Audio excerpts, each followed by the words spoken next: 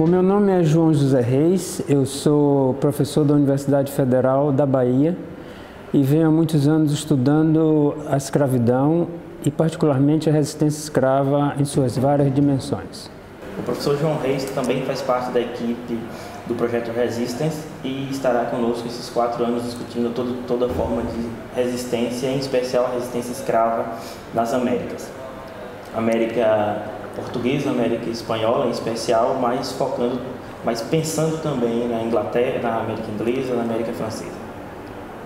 É vencedor de vários prêmios e autor em especial da obra Rebelião Escrava no Brasil. Escolhemos conversar com ele para entender um pouco melhor essas resistências escravas, em especial na Bahia.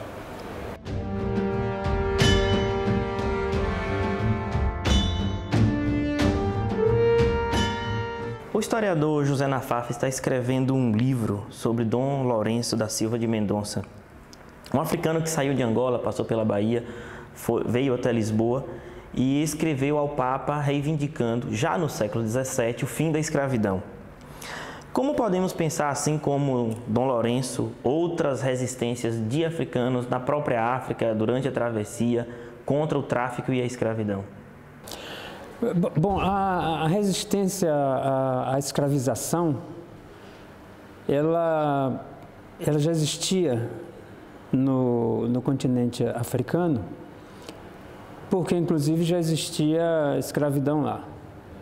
Então, por exemplo, em Angola tem havido estudos que mostram que quilombos eram formados, além das fugas individuais, que eram muitas. De maneira que há um certo paralelismo entre a resistência nas suas várias formas de escravos nas Américas e na própria África. Durante também o transporte, né, de escravos do interior para a costa onde eles seriam embarcados nos navios negreiros, fugas, revoltas também aconteciam. Isso era tão previsto que a vigilância era muito severa.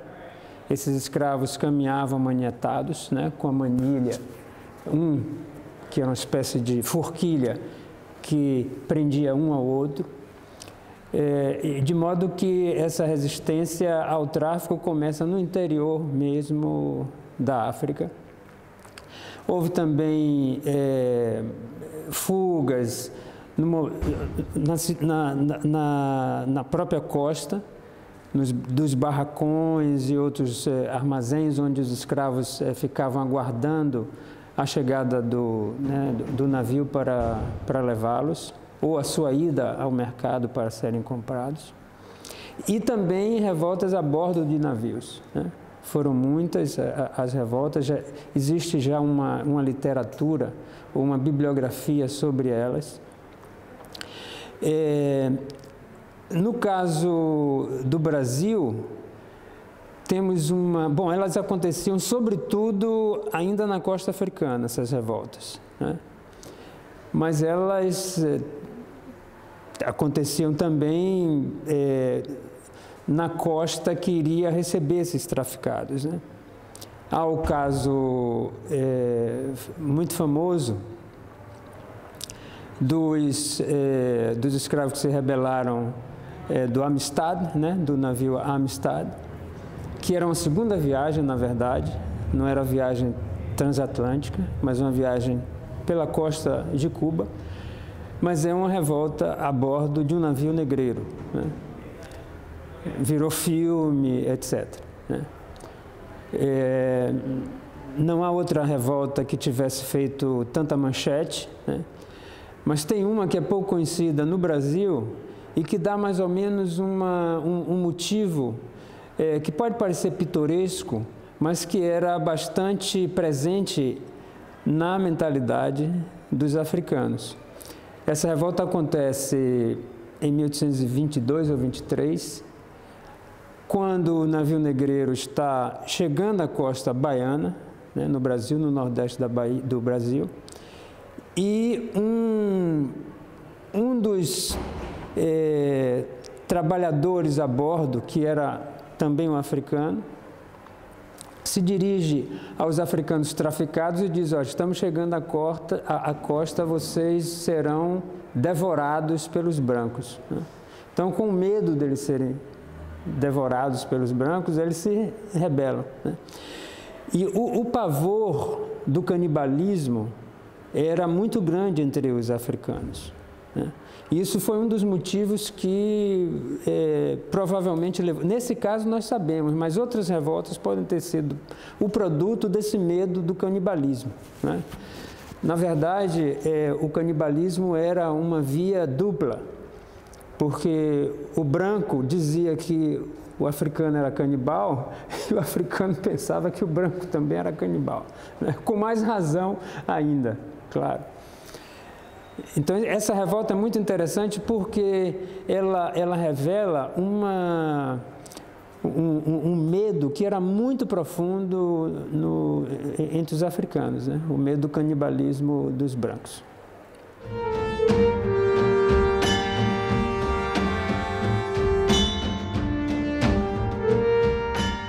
Em seu livro sobre Domingos Sodré, um sacerdote africano na Bahia, você analisa a perseguição do Estado Imperial Brasileiro aos cultos africanos.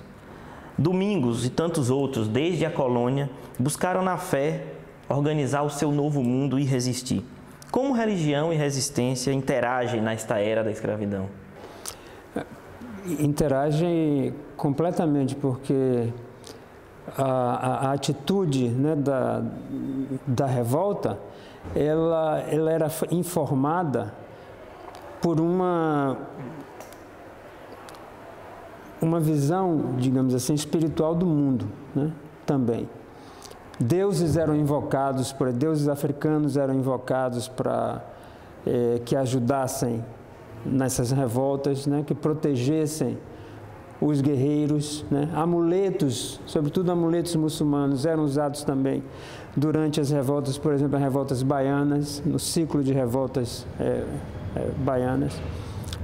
E mesmo o catolicismo, que era uma religião mais do controle, etc., através das irmandades, mesmo o catolicismo serviu também de linguagem e orientação de algumas rebeliões. Santo Antônio esteve envolvido em revoltas no sul do Brasil, não apenas uma. Nossa Senhora do Rosário, que era a devoção mais importante, também esteve aí envolvida. O que a gente sabe mais no caso da relação entre religião e revolta no Brasil, que é, digamos assim, os eventos mais festejados são as revoltas muçulmanas, porque além dos amuletos havia toda uma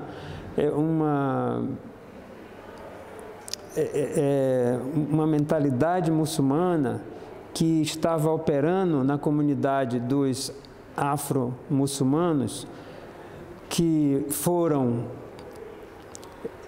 traficados para a Bahia, sobretudo, em grande número, milhares deles, a partir da primeira metade do século XIX, do início do século XIX. Então, se formou uma comunidade muito grande, onde eles tentavam reproduzir os aspectos relevantes da sua religião, as rezas, a educação, continuando a educação que muitas vezes havia começado na própria África, a educação muçulmana, o aprender a ler, que era fundamental, porque a palavra do Alcorão foi exatamente a palavra que foi ditada ao profeta, e assim por diante. Então, eles usam desses mecanismos tanto litúrgicos como organizacionais, através dessas escolas corânicas, para planejar revoltas. O que nós temos evidência maior é a revolta de 1835, onde é muito claro que os líderes de diversas madraças, ou escolas corânicas, foram também os líderes dessas revoltas, eles que chamaram os rebeldes ao levante. Embora não apenas os muçulmanos participassem das revoltas dirigidas pelos muçulmanos, né? E os não muçulmanos, por outro lado, também fizeram as suas próprias revoltas, né?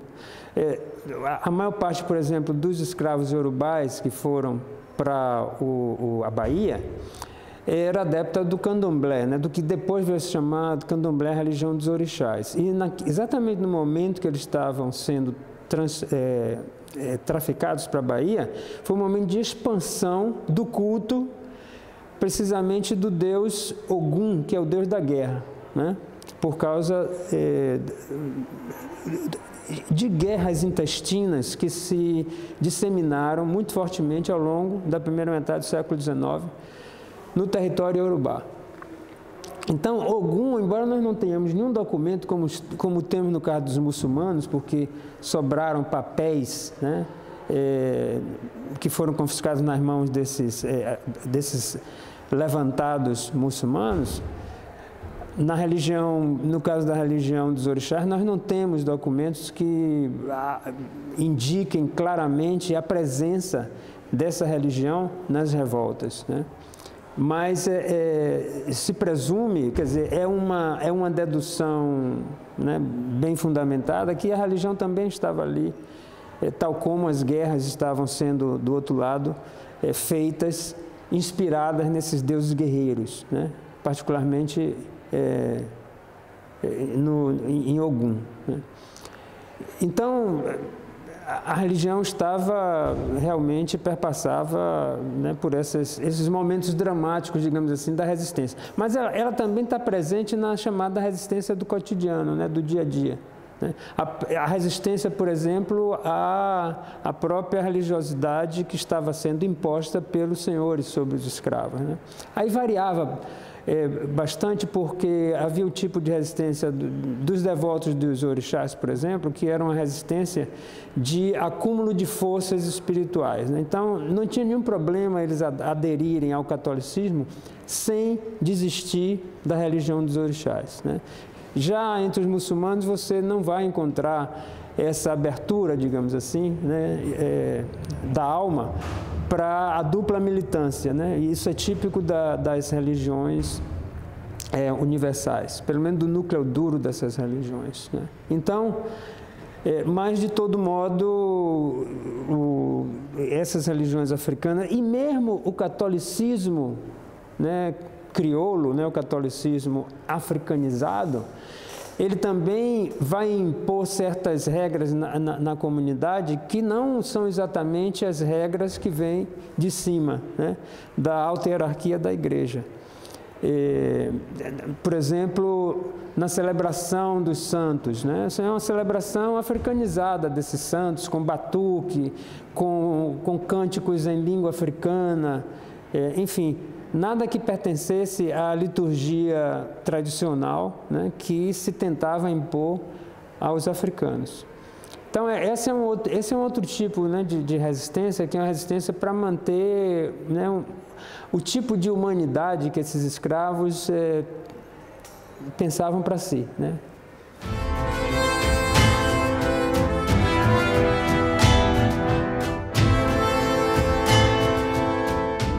Da América escravista, inglesa, francesa, espanhola e portuguesa, dinamarquesa também, encontramos toda forma de resistência à escravidão e ao tráfico, tendo seu ápice a Revolução do Haiti.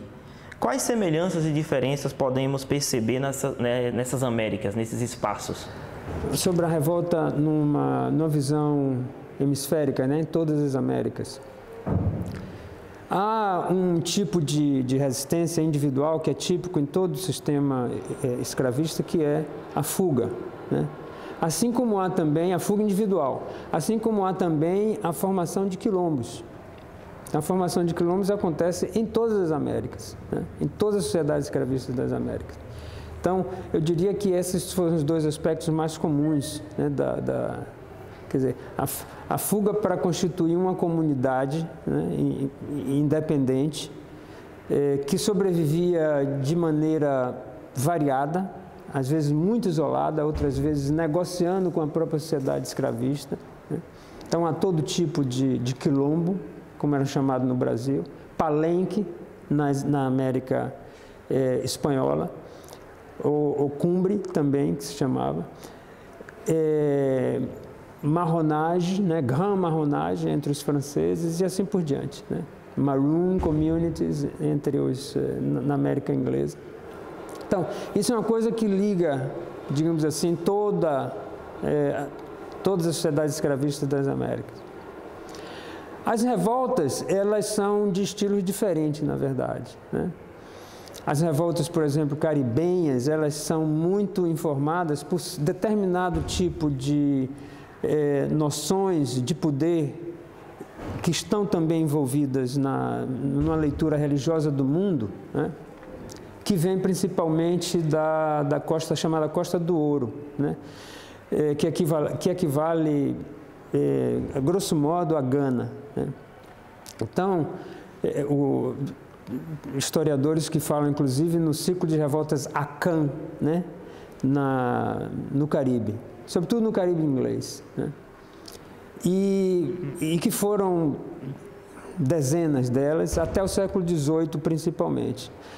Depois você tem uma virada no Caribe inglês, e aí também já envolvendo alguma coisa, o continente, né, no caso a América inglesa, que resulta de uma outra geração de escravos que são nascidos localmente, são chamados escravos crioulos, que já abraçaram formas de religiosidade cristãs, né, e que usam a Bíblia como instrumento de revolta. Quer dizer, fazem uma leitura própria da Bíblia, né, para descobrir lá, sobretudo no Velho Testamento, a resistência à opressão, né? Então, revoltas desse tipo aconteceram nos Estados Unidos, Nat Turner, por exemplo, aconteceu na Jamaica, né, no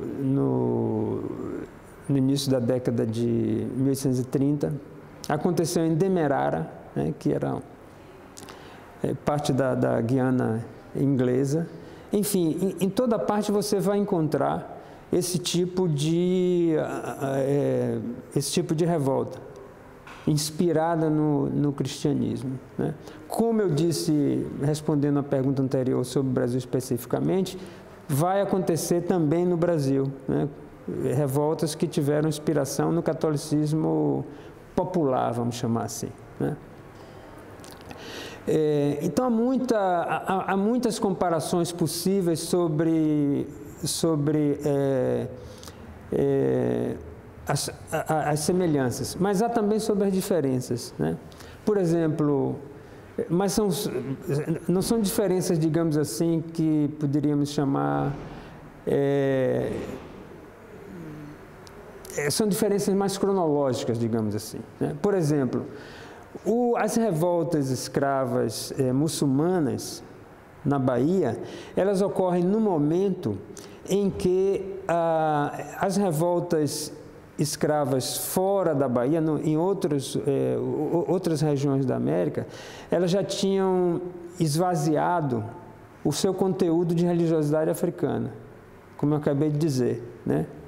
Primeira metade do século XIX, é o afrocristianismo que está predominando, ou afroprotestantismo, inclusive, que está predominando nas revoltas no Caribe e nos Estados Unidos. Enquanto que no Brasil, nós estamos tendo revoltas muçulmanas ou inspiradas nesses deuses guerreiros dos iorubás e assim por diante. Vamos ter também revoltas inspiradas no cristianismo, mas essas daí são, inclusive, as mais fortes, né? E mais constantes. Na Bahia, por exemplo, eu contei mais de 30 revoltas ou conspirações, né, de africanos natos. Então, temos essa diferença. E pouco conteúdo secular nas revoltas, né? Pouca leitura, né, secular nas revoltas no Brasil. Algumas sim tem, por exemplo, houve uma revolta em 1832, em Minas Gerais, que aparentemente não teve nenhum conteúdo religioso, né?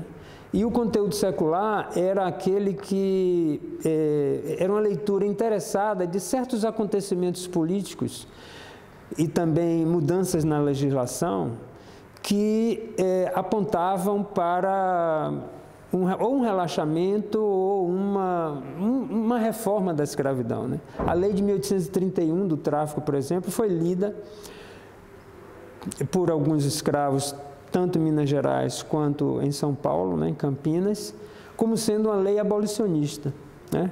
Quer dizer, no caso de Campinas, você ainda tem, durante o processo, ainda aparecem exemplos da presença da religiosidade africana na preparação do levante, né? Mesinhas, amuletos protetores, esse tipo de coisa, né? Mas a inspiração principal foi essa notícia, né, de que o tráfico tinha terminado em 1831, e essa notícia foi lida por esses escravos como sendo não a abolição do tráfico, mas a abolição da escravidão, né? Ou seja, uma interpretação interessada, né? No Caribe, você vai ter também esse tipo de mistura entre o secular e o religioso. Por exemplo, em Demerara, leis reformando a escravidão, amainando os castigos, etc., foram lidos pelos revoltores de Demerara, em 1820, né, como sendo uma lei abolicionista, né, que os senhores resistiam a obedecer, etc., etc. Vamos colocar agora aí no meio disso tudo, naturalmente, São Domingos, né? São Domingos também se transforma numa fonte de inspiração para a rebeldia, sobretudo no Caribe e nos Estados Unidos, né? Mas São Domingos, ela não chega às senzalas brasileiras com a força que chegou no Caribe. A exceção, e é muito interessante, ao norte do Brasil, que tinha um contato muito grande com o Caribe, né? A Guiana, a fronteira entre a Guiana Francesa e o Brasil. Não houve grandes revoltas lá, porque a escravidão também era muito, né, não era tão forte, tão fundamental quanto em outros locais, no Nordeste, no Sul do Brasil. Mas houve muita fuga de escravos dessa região para a Guiana Francesa, porque a escravidão tinha sido abolida pela Revolução Francesa, né? Depois foi recomposta quando Napoleão soube ao poder, mas essa é outra história. Em São Domingos, por exemplo, há uma predominância de uma narrativa secular, né? Que são as ideias de liberdade que vêm precisamente da Revolução Francesa. Mas também aí há estudos que indicam a presença de certos rituais africanos ou crioulos, né, ou africanos ladinizados, que teriam também feito parte do processo, da genealogia, digamos assim, da mobilização dos escravos haitianos, né?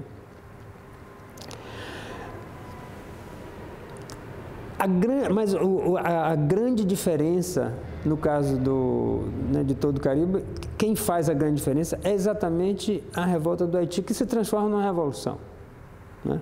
Quer dizer, nada desse tipo chegou perto de acontecer, né?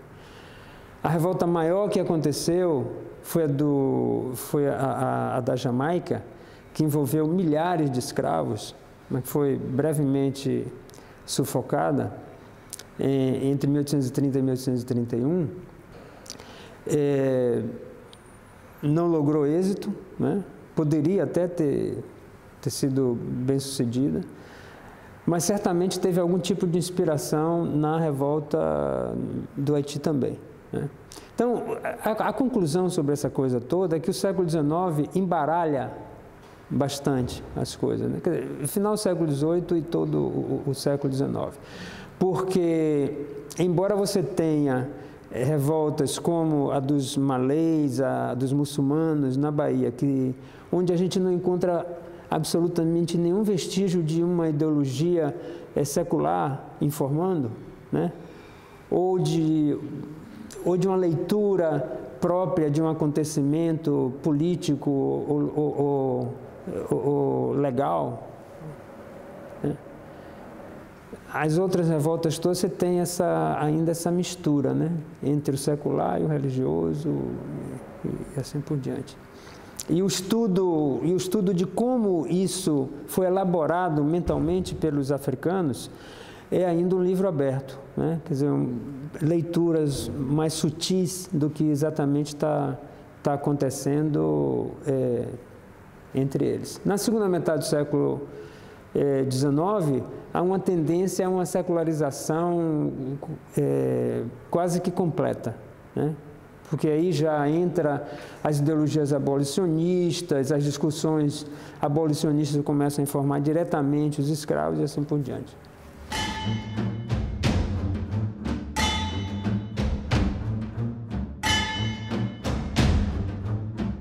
Por longas décadas, em especial do século XX, o preconceito advogou a falta de escrita nas sociedades africanas. A historiografia do final deste mesmo século provou o contrário, a exemplo do importante livro do professor Paulo Farias, sobre a escrita em Gal. Qual a importância dessas escritas às resistências escravas nas Américas? Nessas revoltas, bom, o caso assim mais emblemático sobre isso são as revoltas muçulmanas, né? Porque, inclusive, sobraram, né, escritos muçulmanos, que são todos eles devocionais, mas que eram usados por esses revoltosos, né? Que foram escritos por esses revoltosos, usados como amuletos durante a revolta, e muitos deles eram exercícios de aprendizagem, né? Denotando exatamente que havia um processo de conversão em curso no momento em que, por exemplo, aconteceu a revolta de 1835, que é chamada dos Malês, feitos por escravos islamizados muçulmanos iorubais, escravos islamizados iorubais, que eram chamados de nagôs na Bahia, e malês, porque eram nagôs islamizados, né? Então, enfim, então temos esses papéis que mostram que se tratava de uma comunidade letrada, né? Muito importante isso. E vamos também perceber a presença da escrita mais tarde, em revoltas, usada por escravos ou libertos, mas que estão envolvidos em revoltas escravas, que é também um resultado daquilo que eu falei anteriormente, de uma leitura secular do mundo, né?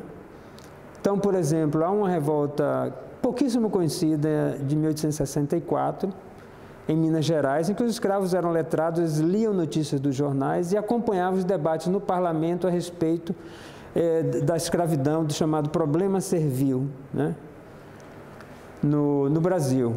Assim como, através desses jornais, leram sobre a abolição nos Estados Unidos no processo da Guerra Civil, 1863, né, antes, no fim da Guerra Civil. Então, eles tomaram essas duas notícias, digamos assim, lidas por eles, e transformaram aquilo num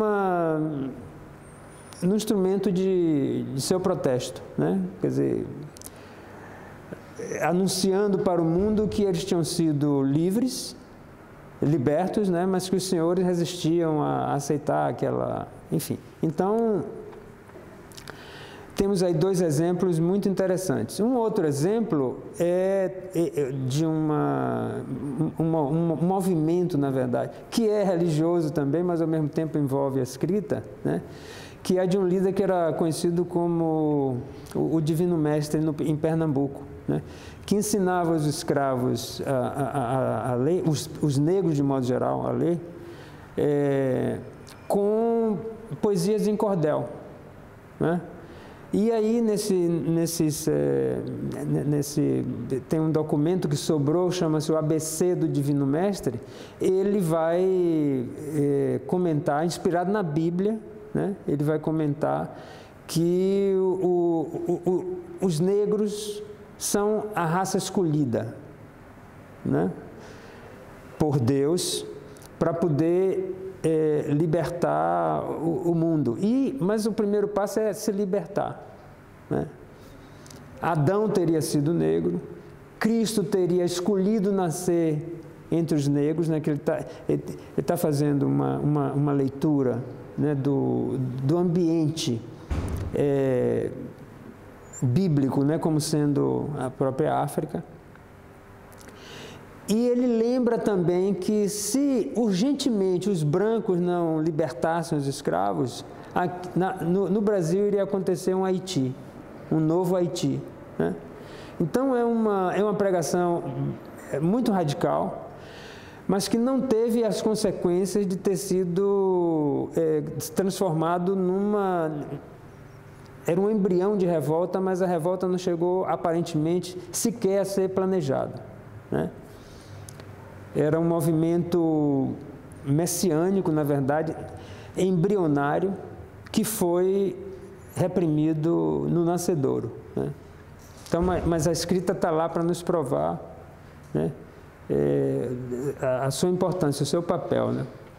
Escravos, por exemplo, num quilombo de São Benedito, no Maranhão, na década de 1860, eles também desceram do quilombo e invadiram fazendas, etc., e obrigaram, pelo menos num caso, o feitor a escrever uma carta proclamando a abolição, né? Então, quer dizer, os escravos têm essa percepção de que a escrita ela é muito poderosa, né? Quer dizer, ela transforma o mundo também, né? E ela protege individualmente e coletivamente as pessoas. Isso, aliás, é uma noção trazida da África já, né? De que a escrita tem esse poder místico extraordinário.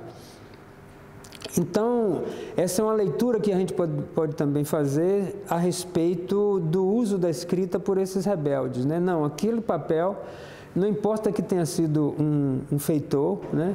Podia ser o imperador na época, mas no caso era um feitor, aquele papel tem o poder libertador, né? Tem essa dimensão, né, de redenção, digamos assim, né?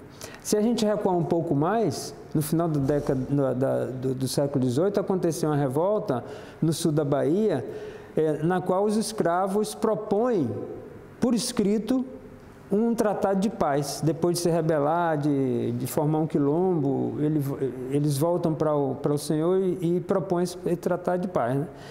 Que com as condições, estabelecem as condições sob as quais eles poderiam retornar ao cativeiro. Só que o cativeiro era uma brincadeira, porque eles pedem semana de 4 dias, entendeu? As tarefas bastante amenizadas tanto do partido, né, do plantio, quanto da moenda do açúcar, acesso a roças de subsistência, né? Eleição direta para o feitor, e licença para eles brincarem, a hora para eles brincar, folgar e cantar, são as palavras do documento, a hora que eles quisessem, sem que precisassem pedir licença, sem que precisassem pedir licença, né?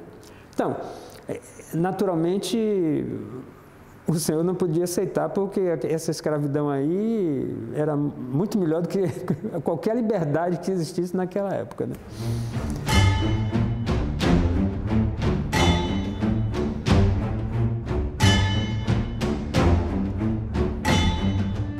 João, por fim, o que você espera desse projeto, o Projeto Resistance, que trabalhará sobre todas as formas de resistência por 4 anos, de muita pesquisa, de encontros, de viagens, enfim? Eu acho que vai ser um projeto interessante, porque a própria noção de resistência no processo vai ser também discutida. O projeto em si é interessante porque resistência tem sido um conceito bastante contestado, né, ultimamente, em favor de outros conceitos, porque foi generalizado talvez de maneira muito mais ampla do que o desejável, né? para que resistência se transforme de fato num conceito operativo, né, de análise, etc. Então vai ser interessante a gente discutir isso, né?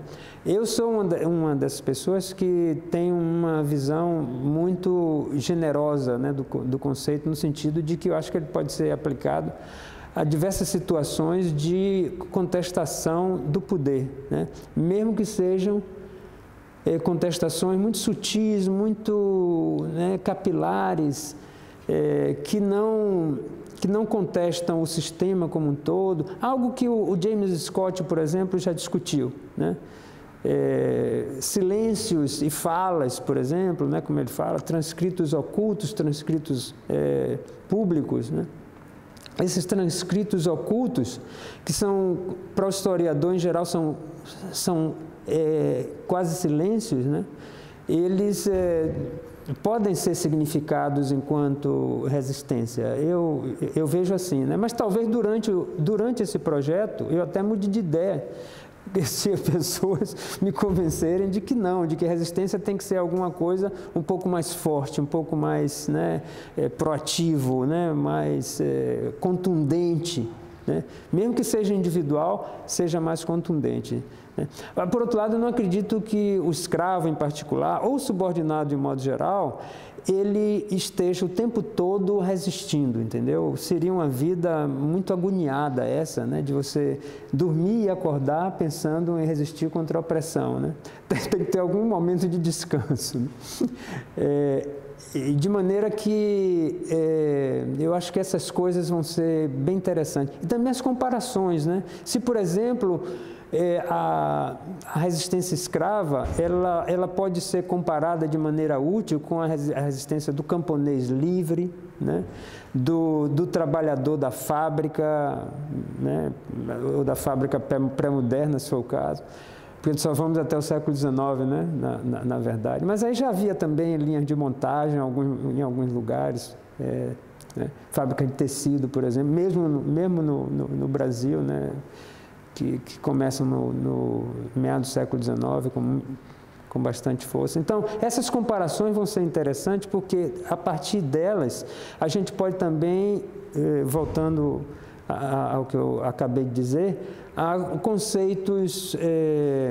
conceitos que viajem, né, entre vários territórios, uma cronologia, né, de curto, médio e longo prazo. E os conceitos servem exatamente para isso, né? Para que a gente possa viajar, tanto nesse sentido que eu acabei de dizer assim, como viajar em termos da imaginação, né? Então, eu espero talvez demais, né, desse projeto, mas acho muito bacana que ele exista, sobretudo agora. Porque tem uma outra dimensão, é o contexto que nós estamos vivendo atualmente no mundo, né? Que é um contexto de um avanço impressionante da perda de direitos pelos trabalhadores, né? O que os sociólogos chamam de precarização, né, do trabalho, que é uma das palavras mais usadas e às vezes até abusadas hoje em dia, mas que resultam exatamente de um mundo que está cada dia mais rico e mais desigual, né? Porque é isso que está acontecendo em toda parte. Você pode ter o progresso, você pode ter coisa, mas o que as populações subordinadas estão recebendo em retorno por isso são as migalhas, né? Um exemplo disso, aliás, é o crescimento da servidão contemporânea, da escravidão contemporânea, né, que adquire várias dimensões, né? Pode ser o trabalho sexual, né? Pode ser o trabalho infantil, pode ser o trabalho nos ateliês clandestinos de confecção, que são depois vendidos pelas grandes grifes, por exemplo, né? Que já foram, aliás, acusadas de usarem o trabalho escravo, quer dizer, pelo menos lá na ponta, né, construtoras, etc. São todos os setores praticamente, né, produtivos, né, que estão usando trabalho escravo, né? E se calcula que hoje exista mais escravos no mundo do que no século XIX, quando a escravidão existia pujante nas Américas, né? De modo que é um índice de desigualdade que requer que a gente reflita sobre como se opor, né, a essa vaga que é muito poderosa, né? E eu acho que resistência é um desses polos né, de a gente pensar formas de fazer essa oposição. Então tem também, eu acho, essa responsabilidade, né, digamos assim, face ao mundo de hoje, né? João, muito obrigado em nome da equipe Resistance por sua disponibilidade e essa ótima entrevista. Muito obrigado também por ter a oportunidade de falar sobre a resistência, que é um tema que eu tenho guardado muito fundo no meu coração.